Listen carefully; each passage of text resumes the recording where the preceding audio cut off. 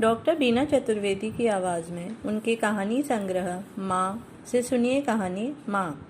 इसमें बताया है कि रूपाली की ननद और नंदोई दोनों की एक साथ हुई मौत के बाद उनके दोनों छोटे बच्चों को रूपाली ने अपने बच्चे की ही तरह परवरिश की थी। बच्चों के दादा दादी ने उन्हें रखने से इनकार कर दिया था क्योंकि बच्चों के माता पिता ने दादा दादी की इच्छा के विरुद्ध जाकर लव मैरिज की थी। रूपाली ने अपने बच्चे के साथ ननद के दोनों बच्चों की परवरिश की। वह स्वयं को एक बच्चे की नहीं बल्कि 3 बच्चों की माँ समझती थी।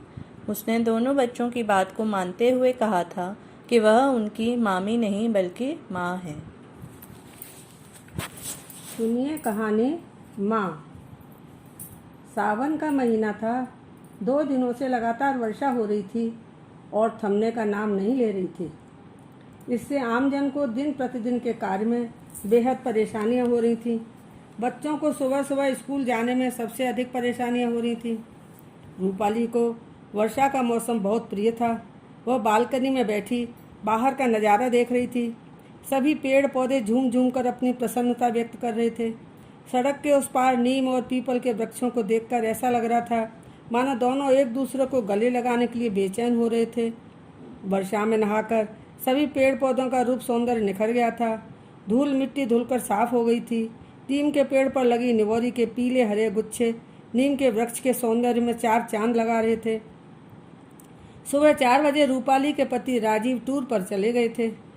इनके 4 वर्ष के बेटे नंदन को गत रात्र में रूपाली की छोटी बहन अपने साथ यह कहकर ले गई थी कि माँ ने मुझे आपके पास इसी कारण से भेजा है कि नंदन को लेकर आना। माँ और पापा को नंदन की बहुत याद आ रही थी। बालकनी में नितांत अकेली बैठी रूपाली का मन नहीं लग रहा था। वह सोच रही थी कि उसे भी माँ के घर चले जाना चाहिए था, मगर वह ऐसा नहीं कर सकती थी क्योंकि शाम के समय वह बच्चों को ट्यूशन पढ़ाती थी। बच्चों के टेस्ट चल रहे थे। रूपाली रसोई में गई और एक कप चाय बनाकर ले आई। उसने मेज से कागज पेन उठाया और गुनगुनाती हुई बालकनी में आ गई। रूपाली का कवि हृदय अपने मन मानस में हलचल कर रही मनोभावनाओं को कागज पर उकेरने के लिए बेचैन हो रहा था। एकांत में बैठकर चाय की चुस्कियों के साथ मनमोहक मौसम का चित्रण करने में उसे आत्मसंतोष मिल रहा था। इसी समय मोबाइल की घंटी बजने लगी। रूपाली ने अपना मोबाइल उठाया और देखा कि राजीव का फ़ोन आया था। रूपाली का दिल धक धक करने लगा। वह सोचने लगी कि अचानक इस समय राजीव का फ़ोन कैसे आया। राजीव की ऐसी आदत नहीं थी कि यूं ही फ़ोन करें। जब कोई काम की बात करनी होती थी वह तभी फ़ोन करते थे। राजीव कहने लगे, रूपाली बहुत बुरा समाचार है, दीदी नहीं रही। इतना कहकर राजीव फपक फपक कर रोने लगे। उन्होंने मोबाइल बंद कर दिया था। रूपाली की समझ में नहीं आ रहा था कि राजीव ने इस तरह का समाचार कैसे दिया था। कल रात तक तो उसने दीदी से बात की थी। उस समय वह एकदम ठीक थी। कह रही थी, सब कामों से निवृत्त होकर बेडरूम में आई हूँ। तुम्हारे जीजाजी ने कहा है कि कल सुबह पिकनिक पर चलेंगे, अतः सुबह जल्दी उठकर कुछ खाने का सामान बना लेना। अभी जल्दी सो जाते हैं, कल आपसे बात करेंगे। रूपाली ने फुर्ती से राजीव को फ़ोन लगाया और पूछने लगी, अरे राजीव, तुमने दीदी के बारे में ऐसा समाचार क्यों दिया है? मुझे तो विश्वास ही नहीं हो रहा। रात तक तो मैंने दीदी से बात की थी, वह एकदम ठीक थी, मुझसे अच्छी तरह से बात की थी। राजीव ने बताया कि सुबह 4 बजे उठकर वह रसोई में गई थी। न मालूम क्या हुआ, वह गिर पड़ी और बेहोश हो गई। धमाके की आवाज़ सुनकर जीजाजी रसोई की ओर भाग कर गए। दीदी को आवाज़ दी, उनके मुंह पर पानी के छींटे मारे, मगर वह टस से मस नहीं हुई। जीजाजी बता रहे थे कि वह पूरी तरह बेहोश थी। जीजाजी ने गाड़ी में उन्हें लिटाया और तेज़ी से अस्पताल लेकर गए थे। डॉक्टरों ने उनकी जाँच की और एक झटके के साथ कह दिया कि अब हम कुछ नहीं कर सकते। इनकी जीवन लीला तो गिरने के साथ ही क्षण भर में समाप्त हो गई थी। राजीव ने रूपाली से कहा कि वह जीजाजी के पास पहुंच रहा है और तुम भी नंदन को अपनी माँ के पास छोड़कर तत्काल रवाना हो जाना। रूपाली ने एक बैग में कुछ कपड़े डालते हुए अपनी माँ को यह दुखद समाचार देकर कहा कि वह दीदी के घर जा रही है। आप नंदन का ध्यान रखना, वहाँ पहुँचकर पुनः बात करेगी। रूपाली ने टैक्सी बुलाई और तत्काल रवाना हो गई। वहां पहुंचकर उसने देखा कि दीदी का शव घर के आंगन में एक चटाई पर था। उन्हें देखकर लग ही नहीं रहा था कि वह सबको छोड़कर अनंत यात्रा पर चली गई थी। दीदी के सिरहाने अर्धविक्षिप्तावस्था में जीजाजी बैठे हुए थे। वह एकदम गुमसुम थे। राजीव उनको ढांढस बनाने का भरसक प्रयास कर रहे थे, जबकि राजीव की हालत भी ठीक नहीं थी। मासूम बच्चों का रो रो का बुरा हाल था। रूपाली ने दोनों बच्चों को अपने गले से लगा लिया। उसकी समझ में नहीं आ रहा था कि वह बच्चों को कैसे समझाए। अचानक हुई दुर्घटना का समाचार सुनकर उनके घर में लोगों की भीड़ बढ़ती जा रही थी। व्यवस्था करने वाला वहाँ कोई नहीं था। जीजाजी सदमे की हालत में थे और रूपाली किसी को भी जानती नहीं थी। कुछ समय पश्चात एक अप्रत्याशित घटना हो गई। जीजाजी निढाल होकर दीदी के शव के पास गिर पड़े और बेहोश हो गए। भीड़ में खड़े लोगों ने तो तुरंत डॉक्टर को फोन करके बुलाया। डॉक्टर ने आकर जीजाजी की अच्छी तरह से जांच करने के बाद मात्र 2 शब्द नो मोर बोले और गर्दन झुकाकर चले गए। पड़ोस की महिलाएं रूपाली से कहने लगीं, अरे आप इनके घर वालों को तो फोन करके सूचना दीजिए। महिलाओं की बात पर रूपाली निरुत्तर थी, क्योंकि रूपाली को जीजाजी के घर वालों के संबंध में कोई जानकारी नहीं थी। दीदी और जीजाजी ने लव मैरिज की थी, इस वजह से जीजाजी के घर वालों ने उनसे संबंध तोड़ लिए थे। नज़दीक खड़े जीजाजी के एक रिश्तेदार ने कहा कि मैं उन लोगों को समाचार देता हूँ, मेरे पास उनका फ़ोन नंबर है। सज्जन ने जीजाजी के पिताजी को फ़ोन करके इस दर्दनाक घटना की जानकारी दी। जीजाजी के पिताजी फ़ोन सुनकर उन सज्जन से क्रोधित होकर कहने लगे, आपने मुझे फ़ोन क्यों किया? मेरे लिए तो मेरा बेटा उसी दिन मर गया था जिस दिन हम लोगों के विरोध के बाद भी उसने उस लड़की से शादी की थी। इतना कहकर उन्होंने फ़ोन काट दिया था। बहुत ही गमगीन माहौल में दोनों के दाह संस्कार की रस्म पूरी की गई। पड़ोसी और रिश्तेदार भी सब चले गए। राजीव और रूपाली की समझ में नहीं आ रहा था कि वे दीदी के घर की व्यवस्था को कैसे संभालें। दोनों बच्चे प्रज्ञा और प्रखर बहुत छोटे थे। इन बच्चों की परवरिश अब कैसे हो सकेगी? दीदी के ससुराल वालों के तटस्थ व्यवहार ने बहुत बड़ी समस्या खड़ी कर दी थी। रूपाली दोनों बच्चों को अपनी छाती से लगाकर उन्हें ढांढस बना रही थी। इसी तरह से 12 दिन व्यतीत हो गए। राजीव और रूपाली ने रीति रिवाजों के अनुसार सभी कार्य पूरे किए। अब इनको अपने घर वापस जाना था। रूपाली अपने मासूम बेटे नंदन को अपनी माँ के पास छोड़कर गई थी। आज के युग में हर व्यक्ति अपने आप में इतना व्यस्त है, स्वयं की समस्याओं में उलझा हुआ है। ऐसी स्थिति में अन्य के संबंध में सोचने की किसी को फुर्सत नहीं है। इन नादान बच्चों की जिम्मेदारी की विकट समस्या थी। विधाता ने इन मासूम नादान बच्चों का सर्वस्व क्षणभर में समाप्त कर दिया था। दोनों बच्चों का विलाप असहनीय था। बच्चों के सो जाने पर रात्रि के समय राजीव ने रूपाली से कहा, रूपाली, क्या तुम इन बच्चों की जिम्मेदारी ले सकोगी? आखिर हमारे अलावा अब इनका है ही कौन? रूपाली जड़वत होकर सब सुन रही थी। समस्या बहुत जटिल थी।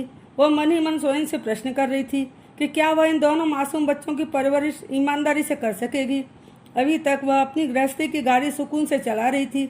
अब 3 बच्चों की परवरिश करना आसान काम नहीं है, मगर इसके अलावा कोई अन्य रास्ता भी तो नहीं था। सगी बहन के मासूम बच्चों को अनाथाश्रम में छोड़ने की कल्पना मात्र से ही राजीव सिहर उठा था। राजीव आंखों में आंसू भरकर कहने लगा, रूपाली, अपने लिए तो सभी जीते हैं, मगर सार्थक जीवन उसी का कहलाता है जो दूसरों के लिए जीता है। अपने अलावा इन बच्चों का कोई और मुझे दिखाई नहीं दे रहा। रूपाली स्वयं भी इस बात को समझ रही थी।